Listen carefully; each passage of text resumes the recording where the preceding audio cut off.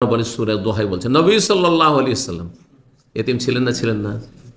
আমি ভালো করে স্টাডি করে দেখেছি, গবেষণা করি যে যতই বালা মুসিবত আমার আপনার উপর হোক না কেন, নবী সাল্লাল্লাহু আলাইহি ওয়াসাল্লামের জীবনে যদি আপনি সূক্ষ্মভাবে পড়েন তো দেখবেন যে এর চেয়ে বড় বড় বালা মুসিবত বা ওই বালা মুসিবত নবীর জীবনে ছিল।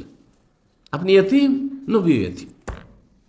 আপনি এতিম যখন 5 বছর বয়স ছিল তখন আপনার বাবা মারা গেছে, নবীর বাবা মায়ের পেটে তখনই মাতৃগর্ভে তখনই মারা গেছে। সুবহানাল্লাহ, চিন্তা করুন তো দেখি। রাসূলুল্লাহ সাল্লাল্লাহু আলাইহি ওয়াসাল্লাম সম্পর্কে আল্লাহ বলছে আলাম ইয়াজিদকা ইয়াতীমান ফাআওয়া, আল্লাহ কি তোমাকে ইয়াতীম অবস্থায় পাননি আর তারপর তোমাকে কি আল্লাহ আশ্রয় দেননি যে তোমাকে কেমন করে লালন পালন করতে হবে। প্রথম দাদা চলে গেল, চাচা, মা চলে গেল, দাদা চলে গেল, তখন চাচা, আর চাচা তারপরে নবুয়তের যুগে এসেও সেই চাচা কুফরির ওপর থাকলো, তারপর সহিতাকাঙ্ক্ষী থাকলো আর সার্বিক সহযোগিতা করলো। জি, তো আল্লাহ রাব্বুল আলামিন আওয়া বলেছেন, আশ্রয় আল্লাহ দিয়েছেন, এটা ভালো কাজ, সেই জন্য আল্লাহ নিজের সাথে সম্পৃক্ত করেছেন ভালো কাজকে, সেই কাজগুলি আমাদের করতে হবে এতিমের ক্ষেত্রে। 8 নম্বর হক হচ্ছে যে এতিমের ধন সম্পদ যে আপনার কাছে আমার কাছে কারো কাছে আমানত রয়েছে, সেটা তার সাবালক হওয়া এবং তার বিবেক সম্পন্ন হওয়া, তার সাথে সাবালক হওয়ার সাথে অনেক ছেলে সাবালক হয়ে যায়, কিন্তু সাবালক হওয়ার পরে ধন সম্পদ কেমন করে সামলাইতে হবে আর গুছিয়ে রাখতে হবে বুঝে না।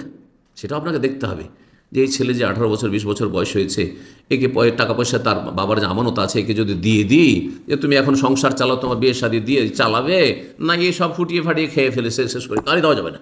ওয়ালা তুতুসুফা আমওয়ালাকুম, আল্লাহ বলছেন এই নির্বোধ বোকাগুলিকে ধন সম্পদ তাদের হাতে তুলে দেবে না, এমনকি নিজের ছেলে মেয়েদের ক্ষেত্রেও।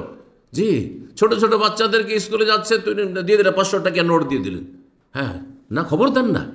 এমনকি 10 বছর 12 বছর 14 বছর বাচ্চা, কিন্তু আপনি জানেন যে আজকে যদি 500 টাকার নোট দিয়ে যে 1 সপ্তাহ চালাবি আজকে খেয়ে ফেলে দেবে, দেওয়া জায়েজ নয়, দেওয়া জায়েজ নয়, এদের হাতে তুলে অল্প অল্প করে দেবেন। এই জন্য যারা বেশি টাকা পয়সা দেয় ছেলে মেয়েদেরকে শিক্ষা জীবনে, তাদের ছেলে মেয়েরা মানুষ হয় না। লিখে নেন ভালো করে, আমার যথেষ্ট দেখা আছে আর যথেষ্ট অভিজ্ঞতা আছে এই ক্ষেত্রে। যতটা প্রয়োজন ততটা দেন, দেখবেন যে ছেলে মেয়ে মানুষ হবে।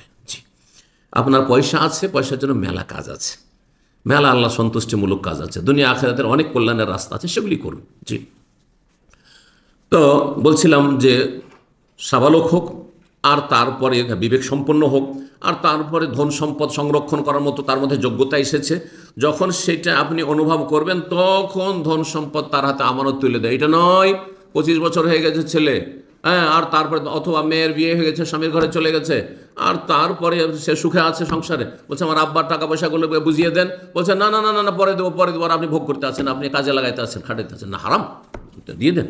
সাবালক হয়েছে আর এখন সে সংরক্ষণ করতে পারবে, তাকে দিয়ে দেন।